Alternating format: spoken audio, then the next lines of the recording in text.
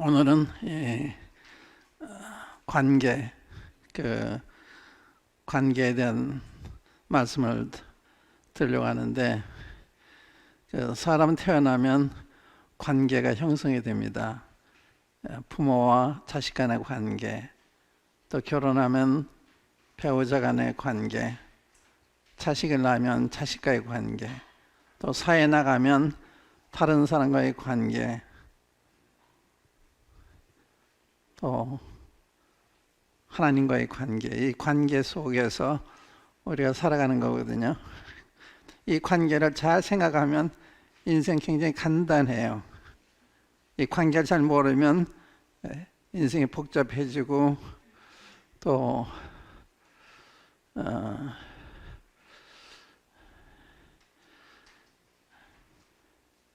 내가 남에게 도움이 되는 것보다 불편이 될 수도 있고, 그러니까 관계를 잘 아는 게 대단히 중요하다.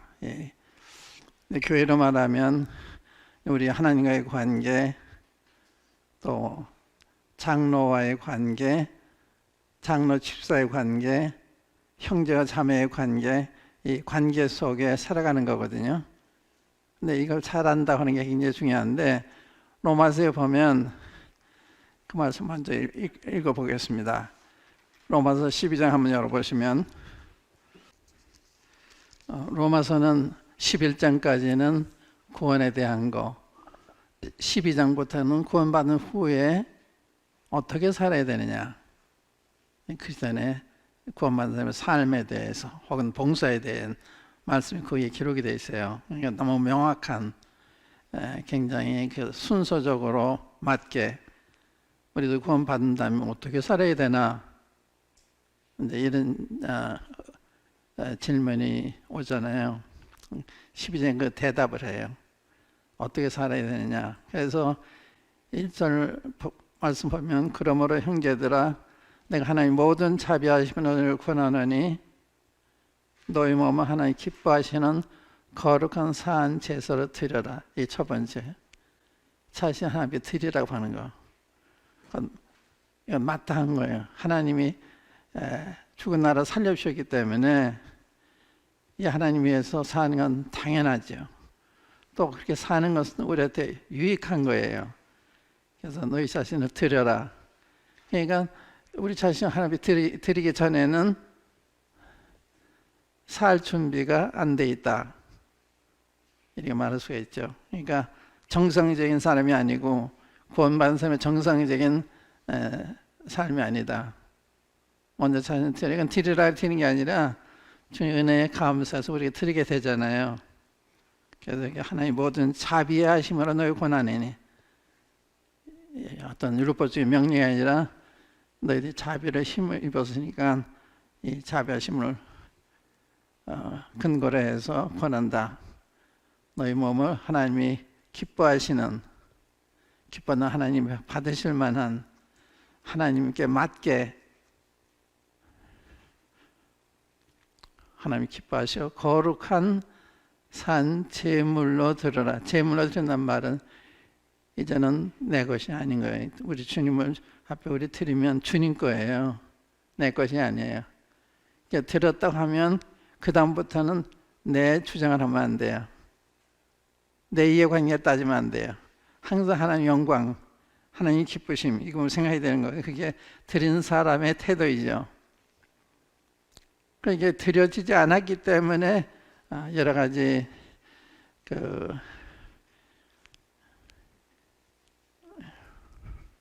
맞지 않는 이런 행동이 나타나는 거죠. 여기 이제 구원받은 사람이 말을 들으면 참 그렇구나 하고 이 말 순종해서 드리게 되는데, 이게 첫 번째예요. 우리 몸을 드리는 거. 봉사는 몸을 가지고 하는 거고, 사는 것도 몸을 가지고 사는 거거든요. 이 몸이 주님 앞에 드려지지 않으면 아직 그리스도의 삶을 살 준비가 안 됐다, 이렇게 말할 수가 있죠. 그 다음에 이제 2절에 보면, 그래 2절에 이렇게 말씀하시면서 이는 너희들의 영적 예배다. 이게 이제 합리적인, 다른 영어 보면 reasonable service, 합리적인 마땅한 예배다.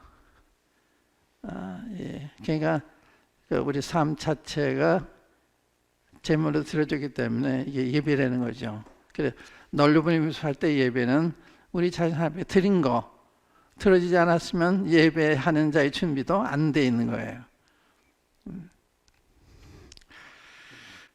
이들을 보면 너희는 세대를 본받지 말고 오직 마음을 새롭게 함으로 변화를 받아 하나님의 선하시고 기뻐하시고 온전하신 뜻이 무엇인지 분별하도록 하라.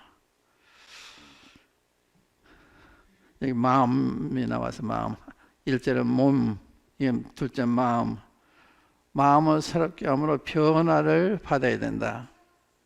그래야 하나님 기뻐하시는 뜻을 분별하게 된다. 그러니까 우리가 나에 대한 하나님의 뜻이 뭘까?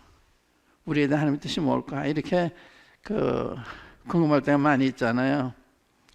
그런데 마음이 새로워지면 아는 거예요. 마음이 어두워 있기 때문에 안 보이는 거예요. 그러니까 마음을 새롭게 함으로 변화를 받아. 이게 뭐 같은가 하면 번데기가 번데기를 있다가 번데기를 뚫고서 나와서 나비가 됐을 때 이게 변화예요.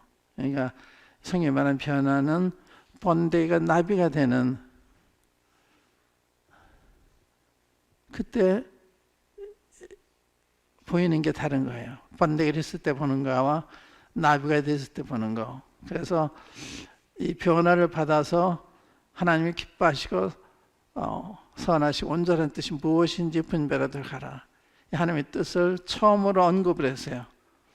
구원받은 다음에 또 우리가 어떻게 사느냐 하는 것을 질문할 때 하나님의 뜻을 따라 사는 거거든요. 하나님의 뜻을 알아야 되는 거예요. 하나님의 뜻을 잘 모르기 때문에 하나님의 뜻대로 못 살게 되는, 그러니까 이 공부가 굉장히 중요하죠. 구원받은 이후에 로마서 10장부터 공부가 굉장히 중요해요. 그 다음에 이제 세 번째 뭔가 하면 3절을 보시면 내게 주신 은혜로 말미암아 너희 중 각 사람에게 말하노니, 여러분 각 사람에게 말하노니 마땅히 생각할 그 이상의 생각을 품지 말고 오직 하나님께서 각 사람에게 나누신 믿음의 분량대로 지혜롭게 생각하라.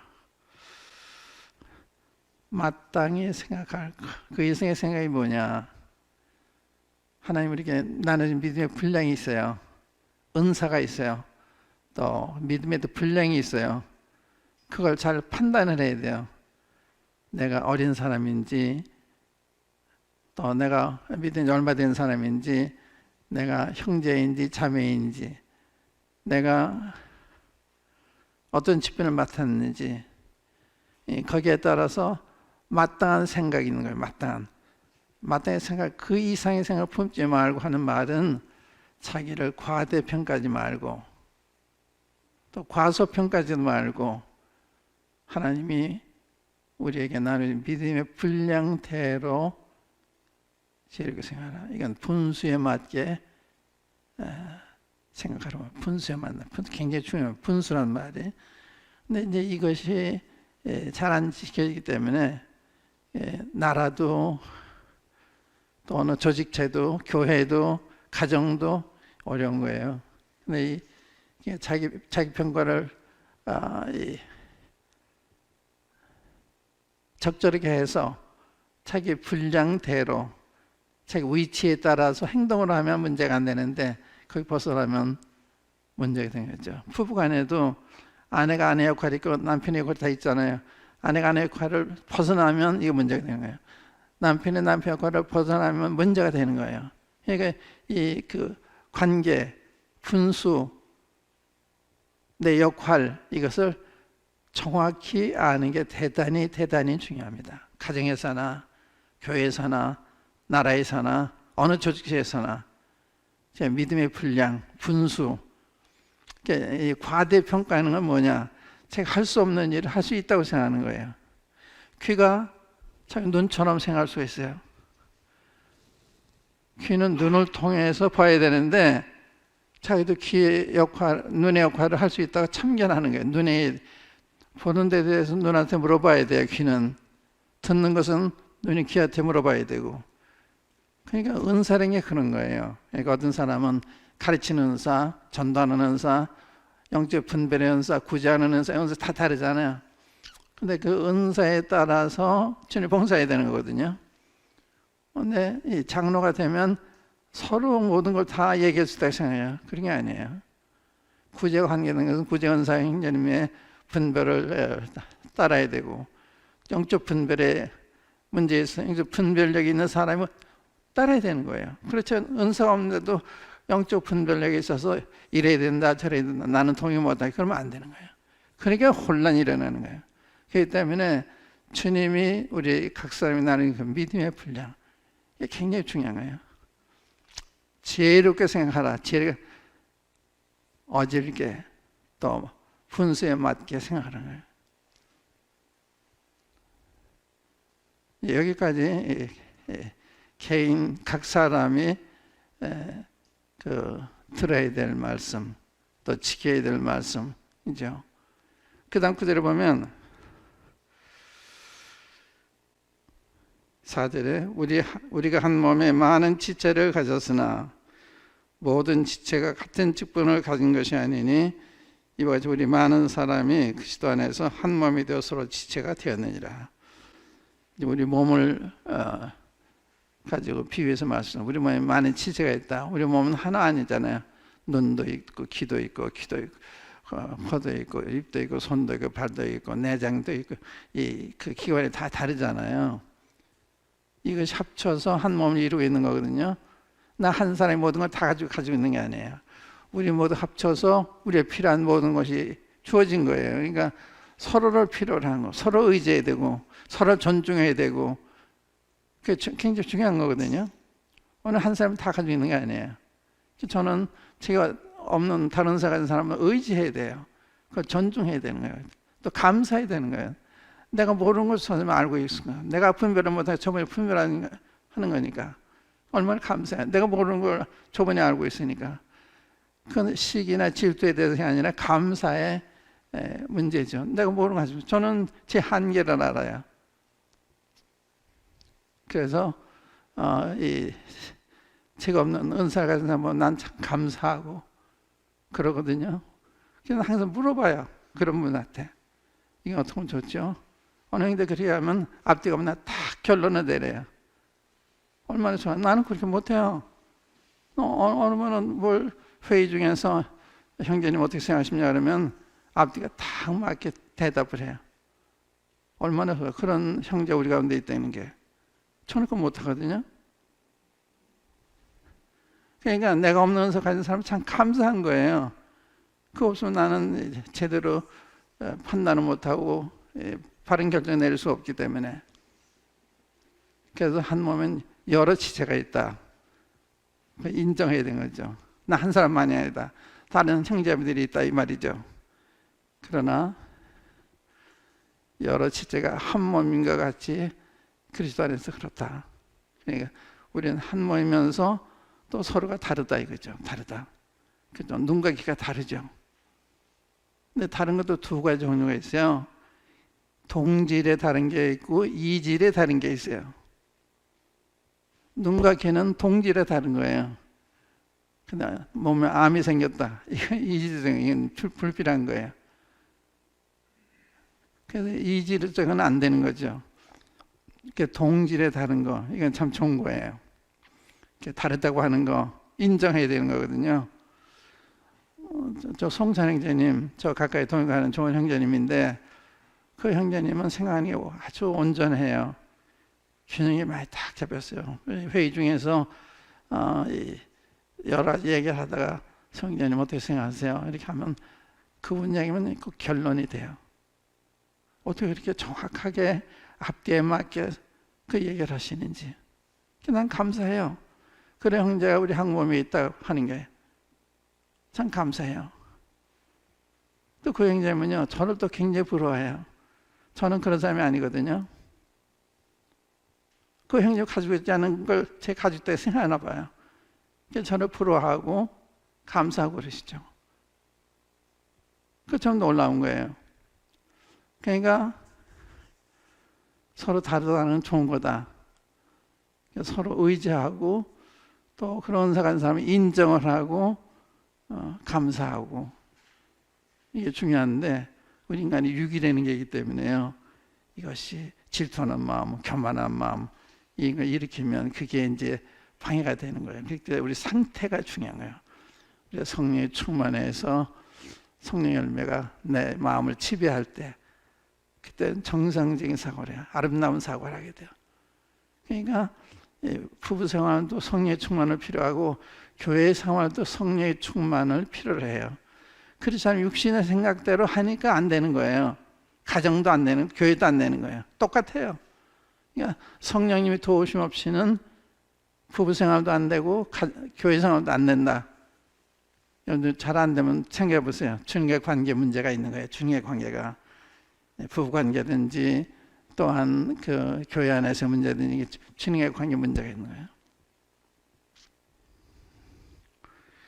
6절에 보면 우리에게 주신 은혜대로 받은 은사가 각각 다르니 혹 예언이면 믿음의 분수대로, 예언도 믿음의 분수가 있거든요.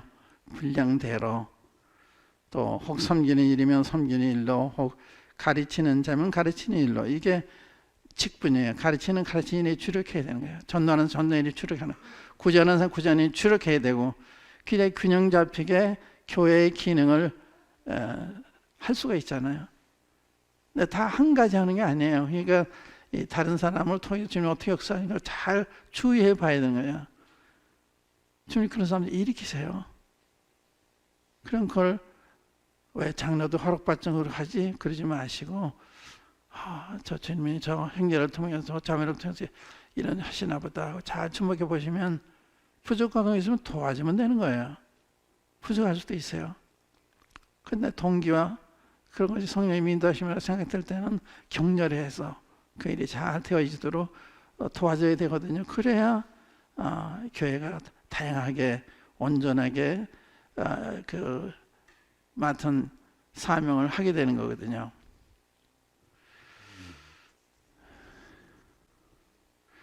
혹 권위하는 자면 권한이 일로, 구제하는 자는 성실함으로, 다스리는 자는 부지런함으로, 긍휼을 베푸는 자는 즐거움을 할 것이니라. 사랑엔 거짓 없나니 악을 버리고 미워하고 선에 속하라. 형제를 사랑하여 서로 우애하고 존경하기로 서로 먼저 하며, 이게 서로란 말이 있죠. 형제를 사랑하여 서로 우애하고 존경하기로 서로 먼저 하고, 이게 성령의 충만한 이런 마음이 생겨요. 그러니까 성령이 충만하지만 내 육신의 생각이 날 지배하기 때문에 이렇게 안 돼요. 그러니까 문제가 생겨요. 그래서 가정생활이든지 교회생활에서 문제가 생기면 내가 주님과의 관계가 어떤가 이거 생각하고 금방 답이 나와요. 내 관계 잘못되기 때문에 이런 현상이 생기는 거거든요. 이게 굉장히 중요합니다. 이게 사탄에게 틈을 주냐 이거 안 되거든요. 그래서 사도행전에 보면 아직 들어가지 않았지만은 5장에 보면 안나와 삽비라가 통해서 사탄이 들어오잖아요. 근데 베드로 딱 차단하니까 더 이상 못하죠. 또 6장에 보면 그 헬라파 형제들과 히브리 형제들 사이에 또 불화가 생겼잖아요. 원망하는 생겨요. 근데 사도행전이 그걸 딱 해결하니까 교회가 부흥하잖아요. 그러니까 교회 문제가 일어나는 것이 이게 상태가 좋을 때는 이게 기여하는 거예요. 교회의 성장에 기여가 되고 온전하게 되는데 기여를 하게 되는 거예요. 방해가 되는 게 아니라. 그런데 상태가 나쁘면 이게 굉장한 해를 상처를 내게 되는 거죠. 그러니까 그 상태가 굉장히 중요한 거예요. 그래서 오늘 이 관계에 대한 이야기 이제 오늘 말씀을 드리고자 하는데, 교회는 첫 번째 하나님의 관계, 머리 대신 주님의 관계가 제일 중요하거든요. 각 사람이 주님과의 관계를 원만히 가지는, 그래서 자기를 대한 바른 평가를 가지고 있는, 주님이 내게 주신 은사는 어떻다, 내 믿음의 분량은 어디까지다, 이걸 알아야 내가 이야기도 할 만큼 하죠. 그런데 보면 이렇게 믿음의 연수만을 얘기할 수는 없지만 상당한 차이가 있는데 주장하는 한국이죠. 주장은 안 되는 거예요. 주장보다는 제 분별은 이런데요. 이건 괜찮아요. 제 분별이 틀리지 모르지만 제 분별이 이런데요. 그런데 주장은 다르잖아요. 주장하는 건 안 되는 거예요. 주장은 교회에서는 이렇게 돼요. 자매님들이 의견 제출할 수 있는데 결정은 형제들이 내는 거예요. 그렇죠? 성경적으로. 형제들이 의견 제출할 수 있지만 결정은 장로들이 내는 거예요. 그럼 해결이 돼요. 근데 한마디씩 하니까 문제가 생기는 거예요. 그러니까 자매님들이 자매총회에서 지금 역사할 수도 있어요. 다윗이 소년일 때 다윗을 통해서 지금 역사하시잖아요.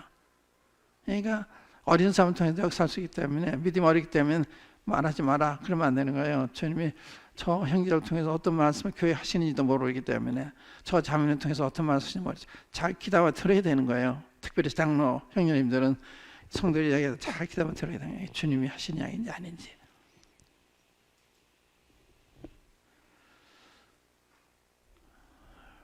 그런데 주장하는 사람이 있어요. 주장.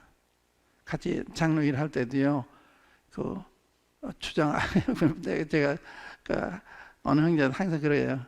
형제 의견은 얼마든지 좋은데 주장은 하지 마. 주장한다는데 믿음의 분수를 잊어버린 거죠. 자기가 믿으면 주님 믿은지 얼마 된 걸 알면 거기에 따라서 생각해야 될 텐데 그 이상을 얘기하면 안 되잖아요. 그러니까 그 의견 제시는 다 할 수 있는데 결정은 장로들이 내리는 거예요. 이게 교회의 질서입니다. 자매님들 의견 제출하고 얼마든지 물어봐야 해도 장로들도 이 문제에 대해서 사모님들은 어떻게 생각하나 그건 통해서 주의 음성을 분별하는 거예요. 그러니까 교회 건축을 한다. 이건 교회적인 행사잖아요. 그러면 자매님들 통해서도 어떻게 주님 말씀하고 계시나 들어보고 청년들을 통해서도 물어보고 또 여러 사람에게 들어본 다음에 장로들이 최종적으로 결론을 내리는 거예요. 결론을 내리면 따라가야 되죠. 그게 장로들에게 순종해라, 복종해라. 성경은요, 순종이 복종이 있어요. 순종은 단마음으로 하는 거고 복종은 하기 싫어도 해야 되는 거예요. 장로가 말했으니까. 그게 복종이거든요. 그렇기 때문에 내 마음에 든다 않는다 이게 아니고 누가 이렇게 얘기하느냐 이게 중요한 거예요. 그러니까 그 질서가 깨지면 무정부상태가 되고 무정부상태는 사탄이 와서 역사해요. 그러니까 이 질서를 지키는 게 굉장히 중요한 거예요. 나라도 그렇고 어느 조직에는 이 질서가 안 지켜지면 무정부상태이기 때문에 그 기능을 정상적으로 발휘할 수가 없는 거죠. 이제 관계가 있다. 그래서 이 교회는요, 빌립보서에 보면 바울이 빌립보에 편지를 하면서 성도들과 감독들과 집사들에게 한번 열어보세요. 그 빌립보서 1장 하면 그게 교회의 구조입니다. 교회는 어떻게 만들어져 있나, 구성되어 있나. 1절에 보시면 그리스도 예수의 종 바울과 디모데는 그리스도 예수 안에서 빌립보에 사는 모든 성도와 또는 감독들과 집사들에게 편지하노니 이게 정상적인 교회의 구조입니다. 그런데 중요한 거는 성도들이 제일 중요한 거예요. 그래서 성도들을 먼저 급했잖아요. 그 다음에 감독도, 그 다음에 집사들이 나왔잖아요. 그러니까 감독들이 제일 중요한 게 아니라 성도들이 중요한 거예요. 감독들은 성도들을 위해서 있는 거거든요. 성도들의 유익을 위해서, 성도들을 보호하기 위해서 성도들이 있는 거예요. 그러니까 성도들이 중요한 거예요. 감독들은 모습이나 같아요. 성도들을 돌아보는 하나님께서 내 자녀들 너희들이 잘 돌봐라 하고 세운 게 장로들이거든요. 성도의 발을 씻겨줘야 되는 게 장로의 역할이거든요. 성도를 섬기는 여러분들 그런 분들이 많이 계시니까 참 훌륭한 교회예요. 그러니까 성도들과 집사들의 관계, 집사와 감독과의 관계, 또 감독들과의 관계, 이게 다 이 관계가 있어요. 이게 혼란해지면 안 돼요. 이 질서가 잘 잡혀야 된다. 그 이야기를 내가 드리고 싶은데 잠언 31절에 보면 거기에 누가 현숙한 여인을 찾아왔겠느냐, 그 값은 진주보다 귀하다. 그 진주보다 훨씬 귀하다. 이 양이 본 far above rubies 이랬어요. 그러니까 현숙한 여인이 되는 데는 현숙한 여인의 값은 그렇게 비싼 거예요. 그 현숙한 여인이 어떻게 되냐, 이게 질문이잖아요.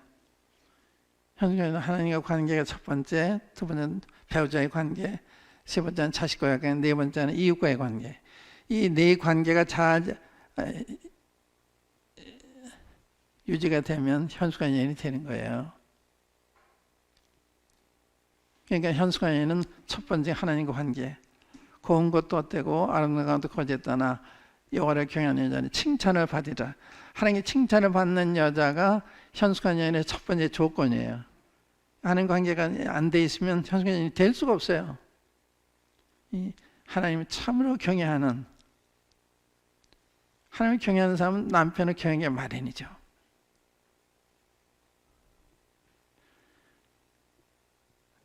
그러니까 이 하나님 관계가 원만하다고 하는 게 굉장히, 그러니까 하나님과 관계가 원만한 사람처럼 아름다운 삶, 현숙한 사람, 어진 사람, 중요한 사람, 필요한 사람 없는 거예요. 하나님 관계가 잘 유지가 되고 있는 사람, 여기에 다 문제가 있어요. 우리 각 사람이 하나님 관계가 원만하면 현숙한 어진 남자. 제가 오면서 이 다윗의 생애를 읽어보면서 왔는데 다윗이 참 어질더라고요. 다윗이 가는 곳마다 지혜롭게 행했단 말이 있어요. 가는 곳마다. 그래서 사울 왕이 다윗을 군대 장관으로 세웠을 때 사울의 신하들도 합당히 여기고 백성도 합당히 여기더라. 다 좋아하는 거예요, 다윗을. 왜? 그러니까 지혜롭게 행하니까. 지혜롭게 하는 건 어질게, 덕스럽게, 겸손하게. 그가 목동 출신이잖아요. 그런데 군대 장관에 있다고 의세고 이렇게 교만하고 그런 게 아니라 여전히 겸손한 마음. 그러니까 사람들 다 좋아하죠. 날 내려다 보면 누가 좋아하겠어요? 그냥 다 사랑하고 똑같이 대하니까 그게 다윗이 존경을 받은. 모두들 다 좋아해요. 다윗을. 요나단까지도 다 좋아해요. 왜? 그러니까 지혜로운 사람이 됐다. 지혜로운 사람이 되면 분수에 맞는 사람. 또 하나님의 마음을 배워서 그 하나님의 마음을 따라 행하는 사람. 그러니까 그가 이 사울의 자녀들이 다윗을 보호하잖아요. 딸 미갈이 보호하고 아들 요나단이 보호하고. 요나단이 자기 위치를 뺏을 사람인데도 그게 안 생각하잖아요. 네 분수를 생각하니까 하나님이 세웠으니까 받아들여야 되니까 요나단 이걸 존중하잖아요. 그래서 다윗을 사랑해 자기 목숨처럼 사랑하고 자기 군복과 병기를 다 다윗에 주잖아요. 다윗이 왜 그렇게 현숙한 남자가 됐냐, 지혜로운 남자가 됐냐, 어진 남자가 됐냐? 하나님을 경외하기 때문에. 하나님의 마음이 합한 사람을 하나님의 마음이 합한 사람. 다윗을 잘 보면 참 훌륭해요. 다윗이. 사울이 그렇게 미워하고 질투하고 죽이려 해도 악한 마음 하나도 안 품어요. 여전히 끝까지 존중해요.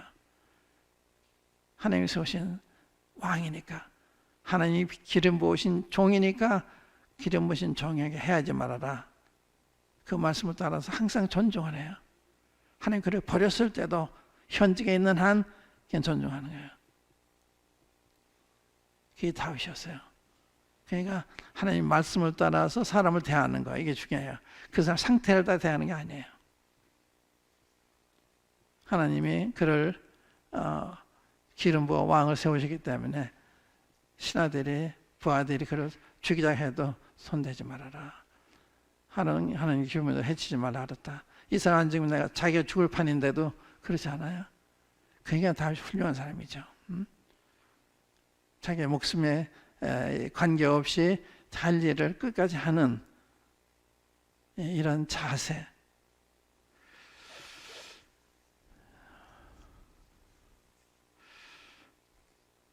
이제 장로하면 이 장로가 어떤 장로들이 우리 안에 있느냐, 이게 참 중요해요.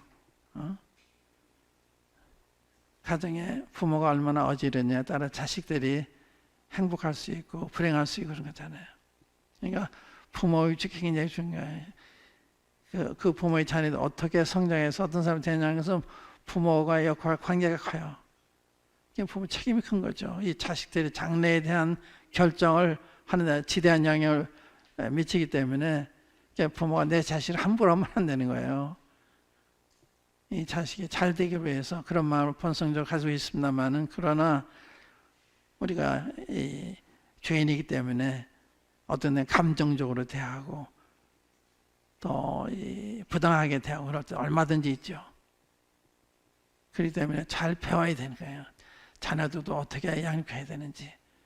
이걸 잘 모르니까 잘한다고 하는 것이 결과적으로 잘못될 수도 있고, 그래서 신혼 부부들 결혼 생활에 대한 거 잘 가르쳐야 되고, 처음에 애를 어떻게 길러야 되는지 잘 가르쳐 줘야 돼요.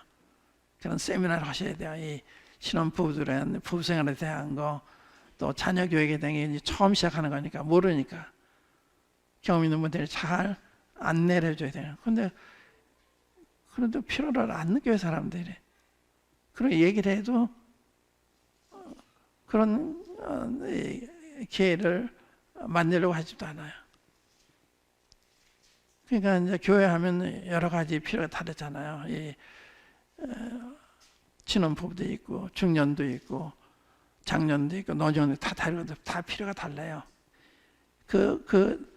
때에 맞게 그런 세미나가 다 필요한 거예요. 어떻게, 나이 많은 사람 어떻게 노년을 보내야 되는지, 중년들은 어떻게 보내야 되는지, 그 중년마다 다 이게 특징이 있기 때문에 거기에 맞는 교육이 필요하거든요. 그런 걸 잘 원활히 할 때 성도들이 피도가 차충족이 돼서 좋은 가정을 만들게 되고, 그 좋은 교회로 연결되게 되고 이렇게 되는 거잖아요. 그래서 이 관계, 교회는 관계가 중요하다. 자매와 형제의 관계, 형제와 장로의 관계, 장로와 장로의 관계가 중요하다. 100번 얘기해도 굉장히 중요해요. 우리 같은 이 모임이 19세기 초, 1800년 초에 이런 모임이 생기고 했는데 굉장히 훌륭한 분들이에요. 그분들이요, 대학자들이에요. 영국에서도 아주 보통 학자들이 아니에요. 제인 다비 같은 사람은 성경을 영어로 독일어로 불란서로 번역할 만큼 원어에도 외국어에도 정통한 이런 분이었어요. 그런 분들이 수두룩해요. 그런 분들이 말씀대로 모이시는 거예요. 우리가 이렇게 모인 거예요. 우리가 그분들의 번호 따르고 있는 겁니다만은 그 당시 이렇게 훌륭한 그들의 삶이나 헌신을 우리가 못 따라가요. 그런데 막 분열이 일어났어요. 분열을.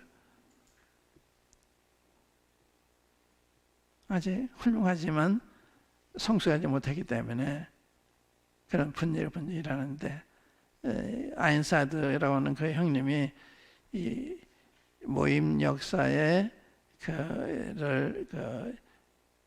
강력하게 평가를 하면서 이런 말을 했어요. 그때 어진 장로 형제님이 이런 분열의 가능성을 내다보고 충분히 했더라면 이런 일이 벌어지지 않았을 텐데, 그런 사람 없었던 거예요. 각자 제가 옳다, 이래야 된다, 저래야 된다. 이제 그것만 따지면 안 돼요. 부족하면 온전한 사람이 기다려주면 되는 거예요. 이게 로마서 13장 14장 15장에 14장에 보면 믿음이 약한 자가 강한 자를 비판하지 말고 강한 약한 자를 멸시하지 말고 서로 받아라. 하나님이 받으셨으니까 믿음이 강한 약한 약점을 담당해라 이렇게 돼 있잖아요. 그러니까 약한 자 강한 자가 있는 거예요. 미숙한 자 성숙이 있는 거예요. 미숙하다고 판단하고 성숙하다고 또 판단하고 그러면 안 되죠. 그러니까 이걸 잘 배워야 어질게 교회가 자랄 수가 있는 거거든요. 그래서 성경은 굉장히 중요한 거예요. 폭넓게 이렇게 그 성경을 보면서 우리가 어떻게 처신이 되나 이런 걸 이제 배워야 되니까. 그래서 장로가 굉장히 중요하다. 오늘 그 장로 강의에 대한 이야기 좀 말씀을 드리겠는데, 그 사도행전 20장 한번 열어볼까요? 사도행전 20장. 20장 17절부터 이야기 시작이 되는데, 이거는 사도 바울이 그 에베소 장로들을 지나가다가 만나서 다시 만날 기회가 있기 때문에 마지막으로 고별 인사라 그럴까, 고별사, 또 마지막으로 이 사랑하는 성도들, 장로들한테 권면하는 거, 또 경고하는 거, 주의를 주는 거, 이게 이 내용이에요. 자기가 어떻게 살아온 걸 쭉 얘기를 하면서 얘기를 하는데, 시간이 없으니까 이제 그 전체는 안 하고 28절부터 볼게요. 28절. 너희는 자기를 위하여, 이게 이제 17절에 보면 에베소로 보내 교회 장로들을 청하니, 이들의 지금 얘기하는 거예요. 이 장로들. 28절에 보면 너희는 자기를 위하여 또는 온 양떼를 위하여 삼가라. 성령이 저들 가운데 너희를 감독자로 삼고 하나님이 자기 피로 사신 교회를 지게 하셨느니라. 이 감독자란 말이 나왔죠. 장로, 감독, 목자, 이게 동일 인물이에요. 성경에서 일반교에서 이게 다 나눠져 있잖아. 감독 따르고 목자 따르고.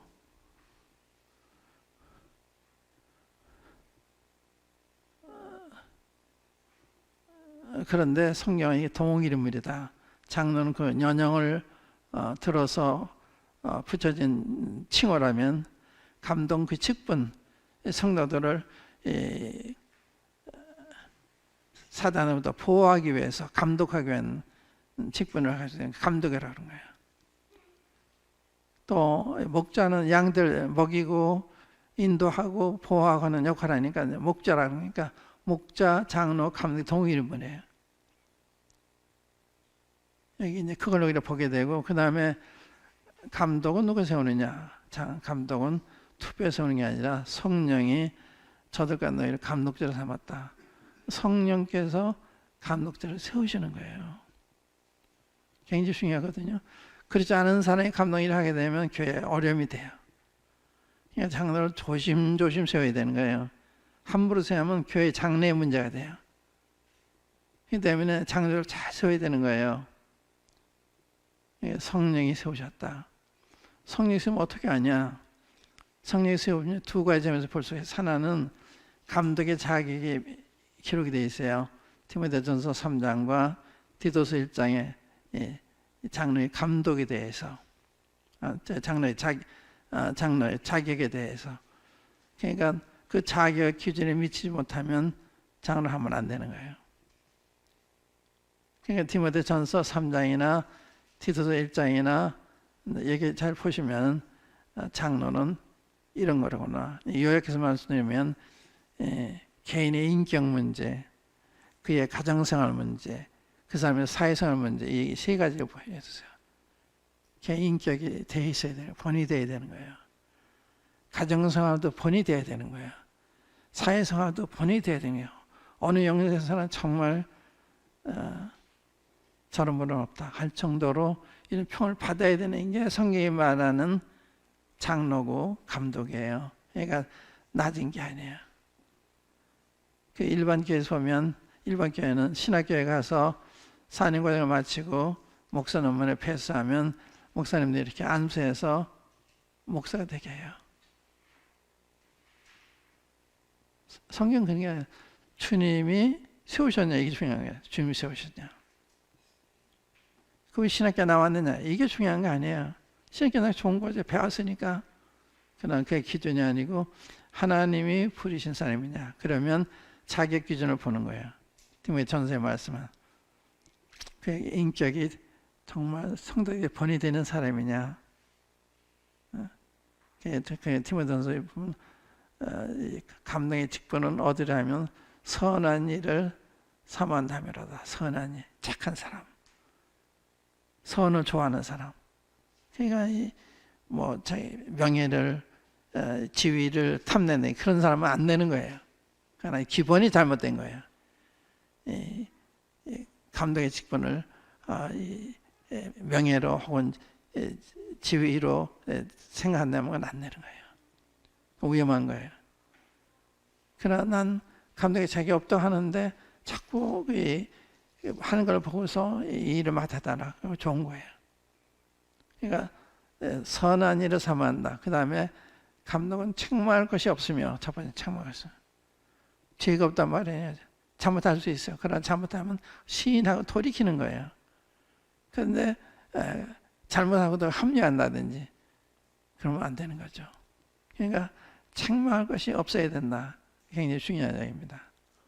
그러니까 어떤 잘못했는데 그걸 합리하고 있고 그러면 안 되고 그걸 지적했을 때 맞습니다. 잘못했습니다. 그렇습니다. 그 돌이키면 책망할 것이 없는 거죠. 그걸 겸손히 행해야 되는 거죠. 그러니까 이제 이런 게 굉장히 중요해요. 개인 인격, 개인이 하나님 앞에서 정직한지 겸손한지 이게 중요한 거예요. 두 번째는 가정생활에 있어서 자녀들을 잘 가르쳐서 주님을 잘 따르고 있느냐. 자녀들이 하나님을 떠나서 불량하게 자라고 있다면 감독일을 할 수가 없는 거예요. 그러니까 그런 게 굉장히 중요하죠. 그러니까 그 자녀들은 교회도 나오지 않고 밖에서 이렇게 불량하게 살고 있는데 형제는 감독이라 만난 거예요. 형도들이 어떻게 보겠어요? 안 되는 거거든요. 그러니까 장로들은 가정생활에 있어서 자기 자녀들 잘 가르치고 가정을 잘 다스리는, 그래서 가정도 못 다스린 사람이 어떻게 교회를 돌아보겠어요? 이게 중요한 거거든요. 그 다음에 사회생활, 외인에게서도 좋은 평을 받고 있어요. 참 저분의 말도 참 믿는 사람이다. 법이 없어 살 사람이다. 이런 평을 받아요. 저게 무슨 장로야 이렇게 되면 안 되는 거예요. 그게 상대 수준이 높은 거죠. 많지가 않은 거예요. 저 장로 이러면서 장로 설교를 할 때 사람이 안 보이는 거예요. 몇 년이 지나도. 그래서 사람들은 왜 장로 안 하세요? 장로 그래요. 어디 있어요? 얘기해 주세요. 한 번은요, 하도 그래가지고 자꾸 장로 안 해서 일고 난 사람 저한테 성할 때니까 이게 내가 너무 많은 건가. 그래서 보내되는 두 분을 그럼 같이 임시적으로 장로 일을 해봅시다. 그러고서 자매에 가가지고요, 그 얘기를 자랑스럽게 했더니 자매님들이 놀래요. 그분들이 무슨 장로에 그래요? 깜짝 놀랐어요. 나는 그래 자매들한테 그럼 어떤 분 자매님이 생각하는 장로는 누굽니까? 그랬더니 누굴 얘기했어요. 제가 놀랐어요. 그때 제가 깨달은 게 뭔가 하면 자매님들은 형제님들 멀리서 보잖아요. 저는 다 접촉하고 있잖아요. 사람들. 사람 접촉을 통해서 아는 거예요. 그런데 자매는 멀리서 보니 잘 모르죠. 사람은 겪어봐야 한다는 말이 있잖아요. 그러니까 사람 안 되는 게 쉬운 게 아니에요. 멀리서 보고서 그럼 좋다 나쁘다 얘기가 어려워요. 겪어봐야 어떤 사람이 아는 것처럼. 그래서 감독을 하니 부르셨느냐 아니면 우선 그 삶을 봐야 된다. 삶, 개인의 인격과 가정생활과 사회생활 봐야 된다. 이게 그 다음에는 그 사람의 마음속에 목자의 마음이 있나, 아버지 같은 마음, 어머니 같은 마음, 이게 성도들 자식과 같이 사람 마음이 있는 거예요. 그러니까 자기 무엇을 주어도 아깝지가 않은 거죠. 내 사랑하는 자녀들이니까. 나이가 많든 적든 그렇게 그런 책임감을 느끼는 거예요. 그래서 자연히 그게 행동으로 나타나 성도를 돌아보잖아요.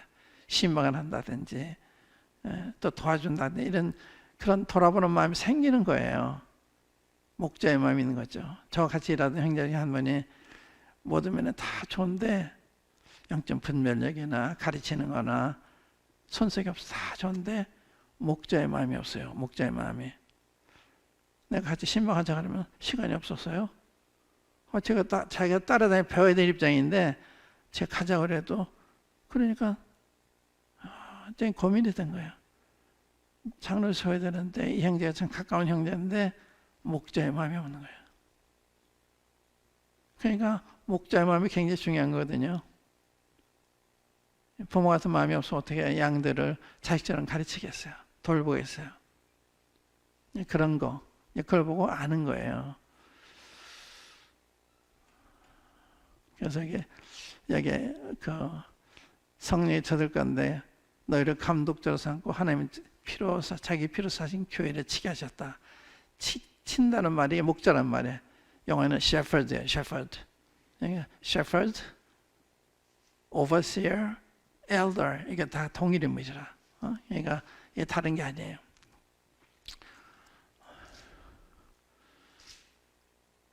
그 다음에 장로들을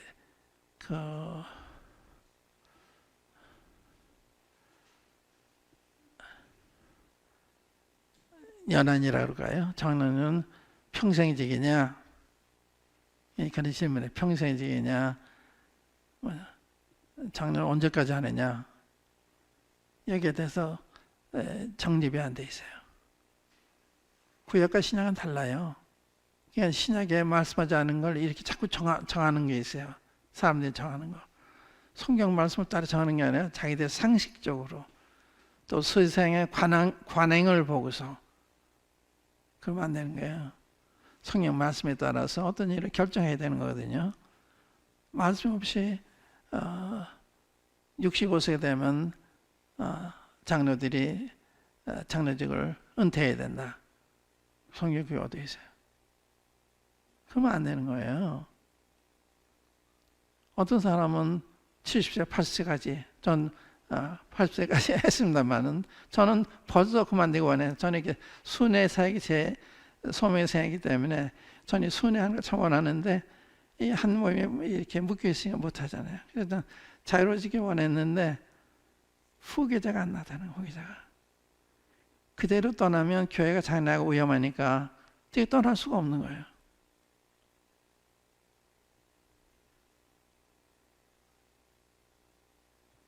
그래서 그럴 경우는 80세, 85세라도 할 수가 있겠죠. 필요하니까. 그러니까 그런 연령을 만들어가지고 언제까지 은퇴해야 된다. 이런 얘기는 안 하는 거예요. 그건 성경적인 근거가 없어요. 그런데 중요한 거는 사람이 한계가 있습니다. 제가 나이가 들어보니까 순발력도 떨어지고 분별력도 떨어지고 여러 가지로 그러니까 이래서 교체가 필요하구나. 근데 사람이 있어야죠. 사람이 있으면 더 빨리 교체할 수도 있는데 저는 순회하기 원해서 그게 더 원했어요. 제 사역은 순회 사역이에요. 제가 미국 가기 전에 한국에 있을 때 전구 순회했고 미국 가서도 전구 순회하면서 사역을 했고 그게 이제 제 전반적인 소명인데 근데 한 모임이 이렇게 묶여 있으니까 그 책임 있잖아요. 그게 안 되는 거예요. 어디 갔다 빨리 돌아와야 되고. 근데 지금 제가 이제 지난 7월 달에 정식으로 이제 그 후기자가 생겨서 자유해졌기 때문에 제가 이렇게 돌아다닐 수 있잖아요. 그러니까 성대에 와서 이렇게 누가 시간 보낼 수 있는 거 이게 제가 원하는 거고 또 그래 가능한 거예요. 제가 자유하니까. 그렇지 않으면 제가 모임에 있어야 되죠. 그래서 이 장로의 그 복무 기간은 성경이 없는 거예요. 필요한 때까지. 또 본인이 자기 한계를 알아서 나는 더 이상 장로직을 계속할 수가 없겠습니다. 그러면 또 안 할 수도 있는 거고. 그분도 그 모임 형편을 따라서 해야 되는 거예요. 필요하다 하면 계속 해야 되는 거예요. 그러니까 그게 이제 모임이 필요에 따라. 그런데 그 평생이지 하는 문제에 대해서는 평생이직은 아니에요. 왜 그런가 하면 사울이 왕이 됐지만 폐하시잖아요, 하나님이. 그 하나님 말씀을 존중하는 하나님이 폐하셨어요. 그러니까 얼마든지 장로가 된 후에 하나님이 폐하실 수도 있어요. 하나님이 폐하시, 사람이 폐하는 게 아니라. 그런 말씀을 드리고 싶고, 그래서 여러분들은 지금은 굉장히 중요한 시기예요. 이 전문 형제자매들도 많고, 또 여러분 돌아봐야 이런 필요가 많은데 일꾼이 더 필요하고, 그런데 그런 일꾼들을 위해서 기도해야 되죠. 그런 이 목자들, 이 장로들을 일으켜 달라고. 이 장로들이 굉장히 중요한 거예요. 이게 영적 분별을 바로 해야 되니까 이 분별을 잘못하면요, 이 방향이 바뀌는 거예요. 제가 미국에서 보니까 무대 성경학교 있잖아요. 무대 성경학교, 유명한 성경학교, 좋은 성경학교인데 점점 변해가요. 이런 젊은 사람들이 이제 어느 분야에 책임을 맡으면 그렇게 되는 거죠. 그러니까 그 영적인 면에서 판단하는 게 아니라 현실적인 면에서 판단하는 거예요. 그래서 이제 지금 그게 전에는 성경학교였는데 지금 성경대학이 됐어요. 무슨 뜻이냐? 성경학교 하니까 성경학교 졸업한 사람들이 이제 학위가 없잖아요. 학위가 없으니까 사회 나가서 직장 구하기 어렵고 이러니까 이제 대학으로 이렇게 한 거예요. 그 이유는 이해할 수가 있지만, 그러나 성경학교하고 또 그런 학위를 주는 기관하고 좀 다른 거잖아요. 그러니까 이제 이런 문교부가 인정하는 그런 대학이 되려면 과목을 다 넣어야 되는 거예요. 뭐 철학도 넣어야 되고 뭐 여러 가지. 그러니까 이게 달라지는 거예요. 그러니까 이 성경학교 성경학교대로 해야 되는 건지 학위를 주기 아니잖아요. 성경 공부에 있는 거지. 지금 저 CTI도 그런 움직임이 있었어요. 그 대학으로 이렇게 하려고 그러는. 그래서 어느 형제가 뭐 미국 어느 대학 가면 대학에 승계할 수도 있고. 근데 그게 이제 사실 아니기 때문에 관뒀습니다만은 그런 움직임이 있는 거예요. 그게 구별이 다른 거죠. 엠마 성경학도 성경학교 시작했는데 엠마 성경 대학에 지금 똑같은 이유죠. 무대하고 학위가 없으니까 그 졸업하고 나서 직장 가기 어려우니까 그냥 공부 그대로 해야 되는 거고. CTI는 뭐 대학원 나온 형제들 와서 공부하고 다 그러잖아요. 그게 맞는 거예요. 그러니까 그런 걸 자꾸 그런 사회적인 필요에 의해서 하다 보면은 이제 타협을 하면 점점 이렇게 이제 나중에 우에 물 탄 것처럼 이렇게 되는 거죠. 그러니까 장로가 어떤 사람이 장로를 하느냐, 이게 굉장히 중요해요. 이게 성령의 인도하심을 받는, 성경을 많이 배워서 성숙한 사람이 보는 거하고 그 성숙이 없는 사람이 보는 거하고 많이 달라요. 저희 모임에 젊은 형제가 있어요. 지금 40대인데 상당히 성숙해요. 그 젊은데 젊은 사람답지 않게 생각하는 게 영적이에요. 그게 참 내가 귀하게 생각하죠. 그런 사람이 있는가 하면 또 그런 경험이 없었기 때문에 현실적으로 생각하는 이런 사람이 있어요. 장로들 중에도 그러면 안 되는 거죠. 그러니까 영적인 경험이 많이 있어야 되고 성경을 많이 알아야 되고, 그러면 영적으로 생각하는 게 생겨요. 근데 그게 부족하면 육신적으로 생각하는, 현실적으로 생각하는, 직장에서 보는 대로 생각하는, 그걸 교회에 적용하려고 하는, 그래서 교회 안에 세상에 들어와 있는 거예요. 세상 교회에 배워가야 되는데 교회가 세상에서 배운다고요. 그래서 미국 같은 데 보면 뭐 대형교회 원리가 있잖아요. 대기업을 만드는데 사용한 그 원리를 신학교에서 가르친다는 게 그런 걸 가르쳐요. 또 심리학, 그러니까 자기 사랑해야 된다, 자기 존중해야 된다, 이런 그런 이야기를 많이 해요. 그게 심리학이거든요. 제가 미국 가서 한 1년 동안 어느 신학교에 가서 공부한 적이 있는데 거기서는 그걸 가르쳐. 그래서 난 동의하지 않습니다. 그래서 초대교회는 심리학을 모르고 경영학을 몰랐는데도 기쁨이 충만하고 능력이 많았습니다. 그래서 성령이 매한. 그러니까 이 성령님의 능력을 모르니까 현실적으로 교회를 운영하려고 하는, 세상에 하는 걸 그 원리를 택해 가지고 그래서 세상 교회 때 배워야 되는 거예요. 교회가 세상에서 배우는 게 아니죠. 그러니까 교회가 자기 분수를 모르니까 세상 것을 갖다 쓰려고 하는 거예요.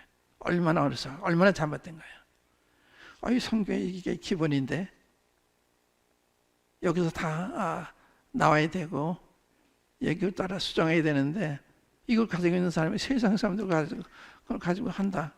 그런 모순이 어디 있어요. 그게 믿음이 미숙하니까 그렇게 되는 거예요. 그렇기 때문에 장로가 누가 되느냐 굉장히 중요한 거예요. 그래서 장로들이 성숙할 때까지, 그 다음은 그런 성숙하도록 잘 가르칠 필요도 있죠. 그러면서 때가 되면 같이 동행한다든지 이게 필요한 거고. 그래서 장로를 잘 세워야, 장로에게 잘못 세우면 큰일 나는 거예요.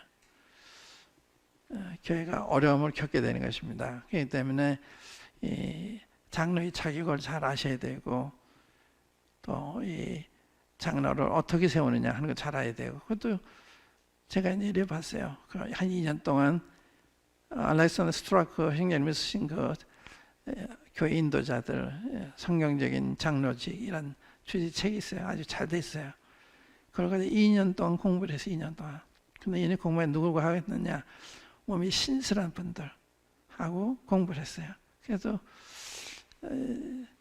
그걸 시작을 하면서 여러분들이 장로이기 때문에 이런 거 하는 건 아니고 이 공부하면서 내가 아니라고나 하는 것도 발견하고 또 주님이 나 참 부르셨나 보다 이렇게 생각할 수도 있고 그런 거니까 그런 마음에서 공부를 하십시오. 이건 여러분들 다 장로를 전주를 해서 공부하는 게 아니니까.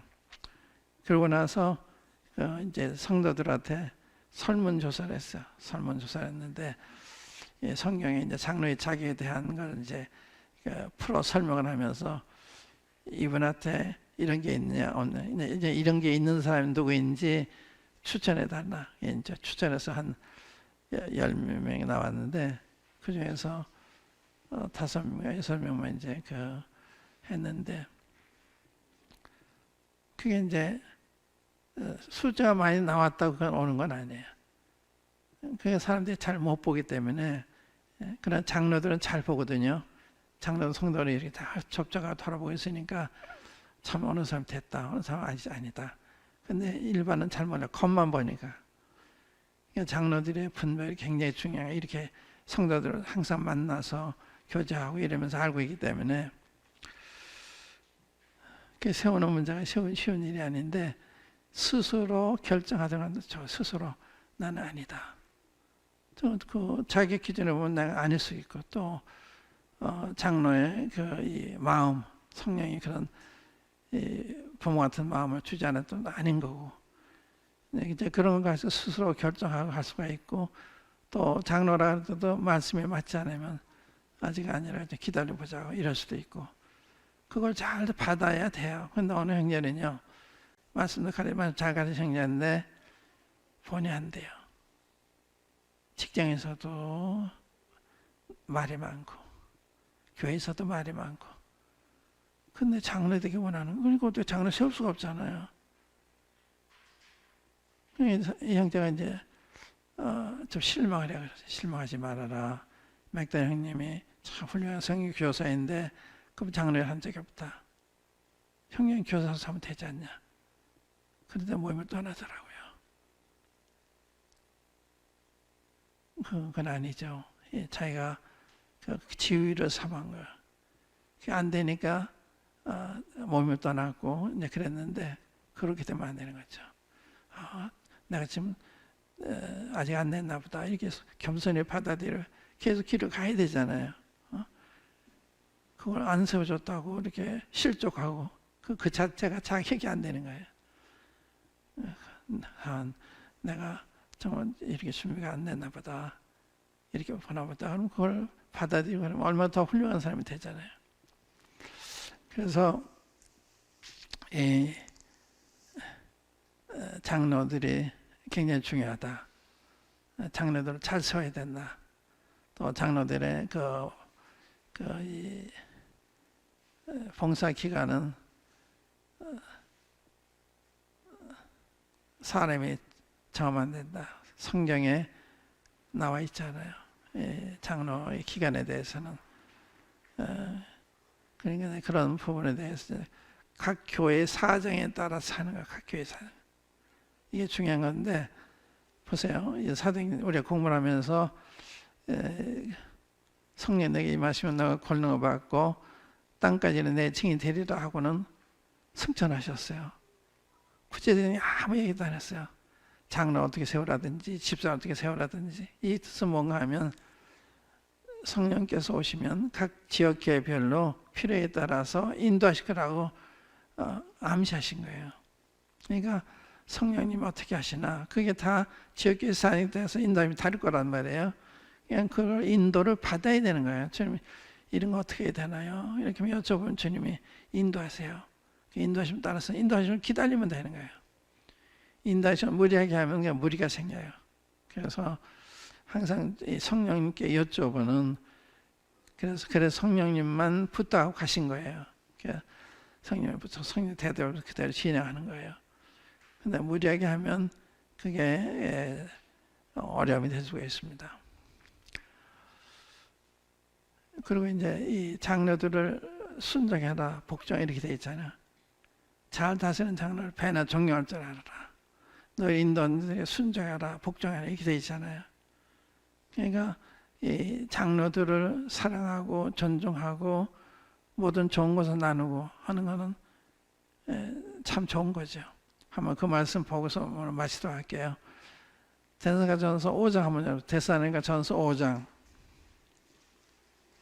아까 사도행전 20장에서 하나님 피로 사신 교회를 치게 하셨다. 사도 바울이 교회라면 하나님 자기 피로 사신 교회다. 그러니까 하나님 굉장히 소중한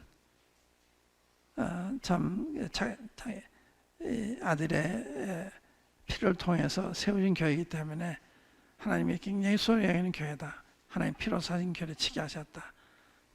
친다는 말이 돌아보는 거예요. 목자가 양들 돌아보듯이 양들이 풀 있는 곳을 찾아서 이렇게 양들을 인도하고 물 있는 곳을 인도하고 그게 하는 것도 맹수로부터 보호하고 이게 이제 장로의 사명 중에 일부인데 여기 이제 데살로니가전서 5장에 보면 12절부터요. 데살로니가전서 5장 12절.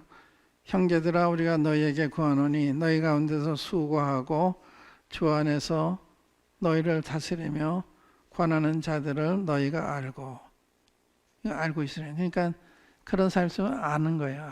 참 저번에 우리가 목자를 세우셨나 보다. 형들을 돌아보고 또 권면하고 수고하고 이게 수고한 나무는 중요한 말이거든요. 장로는 게으른 사람이 아니에요. 희생적인 헌신적인 성도를 위해서 자기 몸을 아끼지 않고 이 돌아보는 번뇌되기 위해서 교회가 있고 게으르고 안 되는 장로들은 그러면 장로 자격이 없는 거예요. 장로는 부지런해야 돼요. 수고해야 되는 거예요.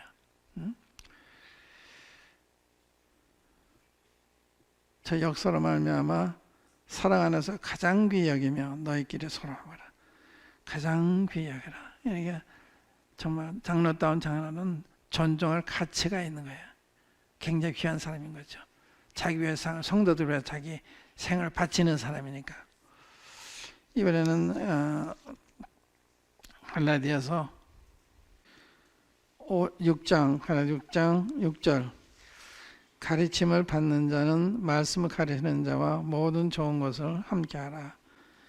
장로들 전제한 말씀이 생각이 되는데, 가르치는 사람이네. 그러니까 이 가르치는 게 그냥 쉽게 되는 게 아니거든요.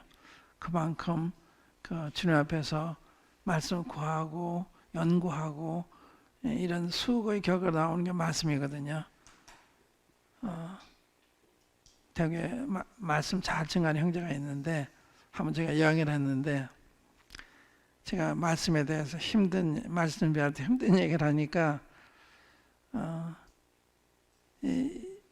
그냥 말씀을 이론적으로 연구해서 가르치는 게 어렵지 않겠죠.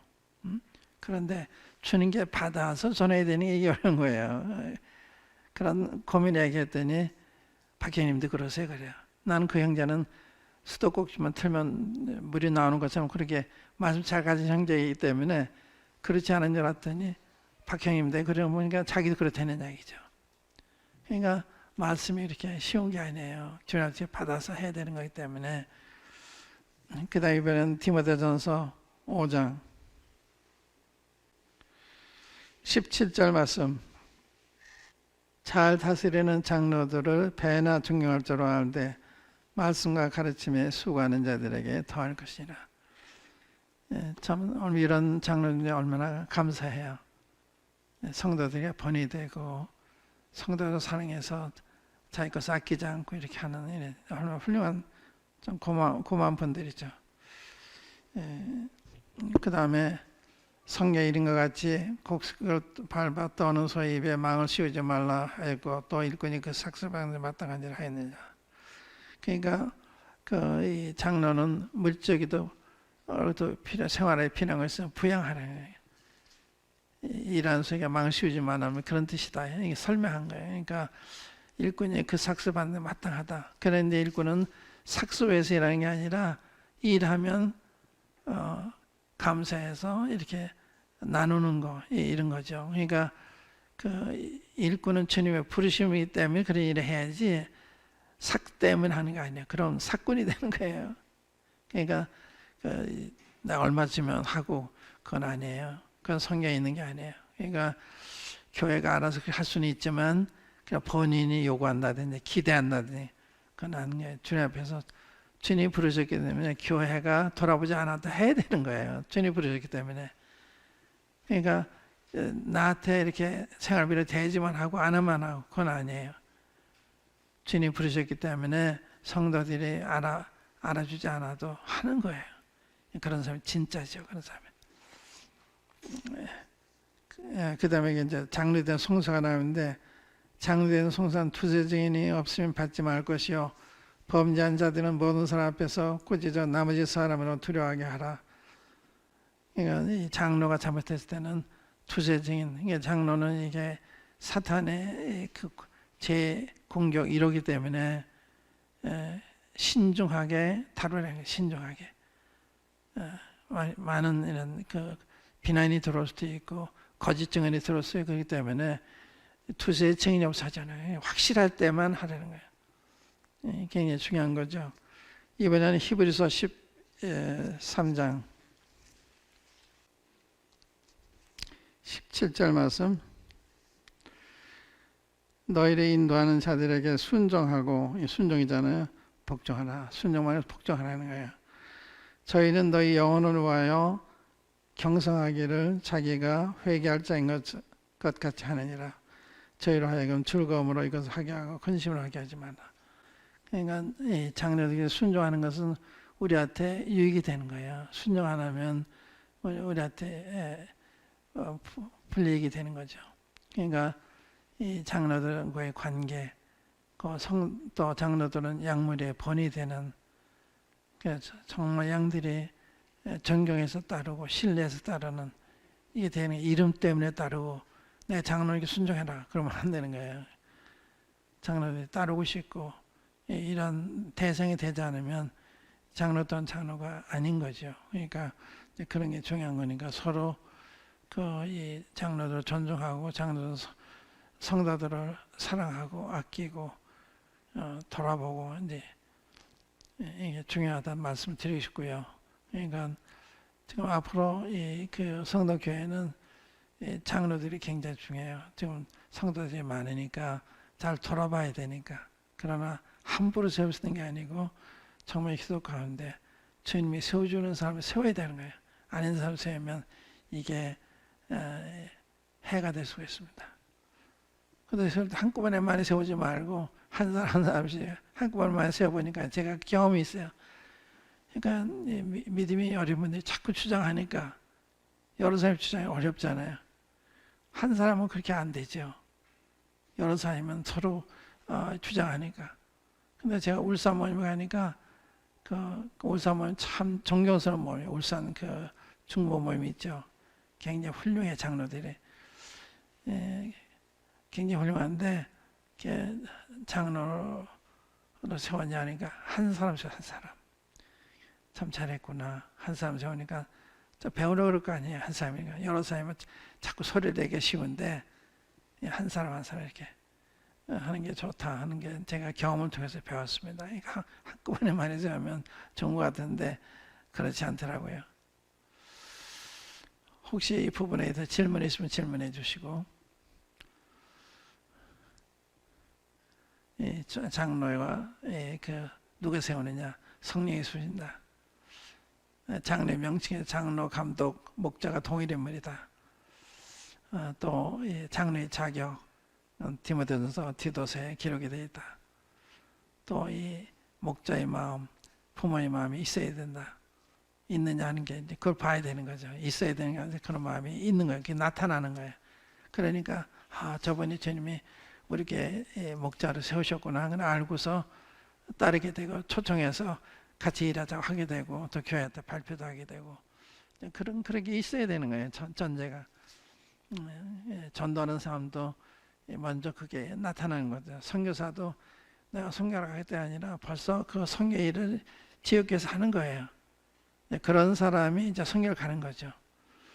그러니까 선교를 가려면 전도만 하는 게 아니라 가르침도 해야 되고 또 성도 돌아보고 상담하는 것도 해야 되고 그러니까 전부 이걸 가르쳐서 내보내면 거기서 그만큼 일을 쉽게 할 수가 있는데 그 경험 없는 분들이 그냥 나가면 문제가 많이 생겨요. 그러니까 선교사들도 이제 잘 가르쳐서 내보내는 어떤 사람 한 4년 5년 걸리더라고요. 이렇게 지금 라오스에 가 있는 라인하드라고 그 독일 형제가 있는데 한 5년 동안은 준비하고 의사인데 이렇게 다 준비하더라고요. 영국 가서도 준비하고 이렇게 그러다 갔거든요. 그러니까 이렇게 쉽게 하는 것보다는 그렇게 좀 더 공부를 하고 그러고서 가면 좋다는 생각해요. 시타에 가서 성 공부도 하고 또 성경에 대한 공부도 하고 그걸 모르고 가면 시행착오를 많이 하게 돼요.